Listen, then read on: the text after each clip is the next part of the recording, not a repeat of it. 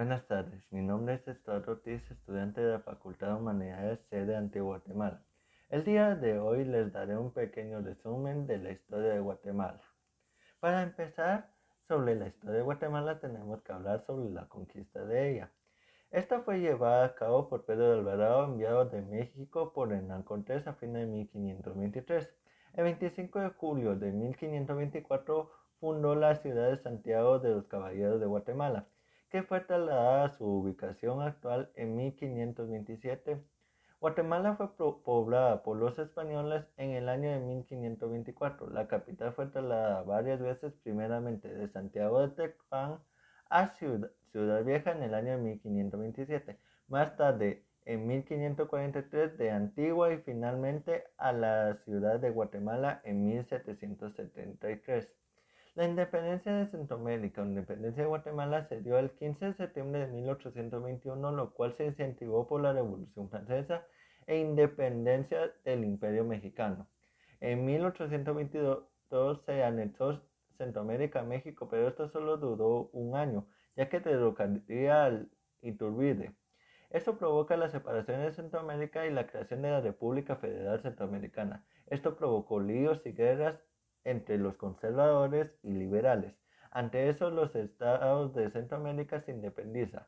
Se crea el Estado de los Altos en 1838, ahí que se supo y Mariano Galo les había otorgado permiso, se creó una revuelta conservadora, liberados por Manuel Carrera, y este luchó por el bien de Guatemala contra el Estado de los Altos. Después de ese enfrentamiento llegó al poder Manuel Carrera, y esto provocó el gobierno más longevo del país en toda su historia, o el gobierno conservador de los 30 años, lo cual el poder de la iglesia floreció en el país. Ahí luchó contra Honduras, El Salvador, logrando victorias. Después de nombrarse presidente vitalicio, muere de edad. Ahí quedan conservadores al poder. Esto provocó la reforma liberal de Miguel García Granados y Justo Rufino Barrios. Ahí después propinó varias reformas y cambios en el país. Después de la muerte de Barrios en batalla, quedan otros gobiernos.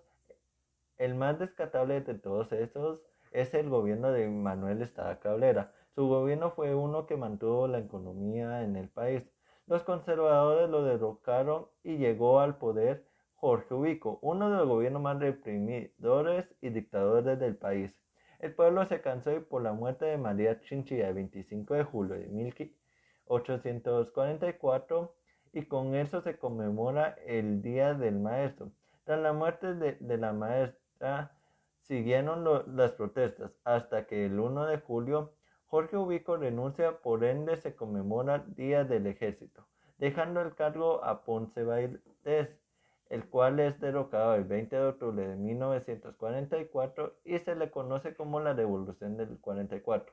Y con eso empieza la primavera de Guatemala. Por ende se le conoce a Guatemala país de la eterna primavera, con los gobiernos democráticos de Juan José Arevalo Bermejo y Jacobo Arbenz Guzmán, siendo este último derrocado por la CIA en la contrarrevolución de 1954, porque decía que su gobierno era comunista, dando inicio al gobierno militar, lo que causó el repudio y enojo de la población, comenzando el conflicto armado interno en Guatemala en 1960, lo cual era entre militares y grupos guerrilleros, como el movimiento del 13 de noviembre. Viendo la violencia, las violaciones de derechos en el conflicto armado, los países pidieron a la ONU dialogar y así comenzaron los acuerdos de paz, el cual el último fue firmado por el presidente en ese entonces Álvaro Azul con la Unidad Nacional Revolucionaria Guatemalteca URNG.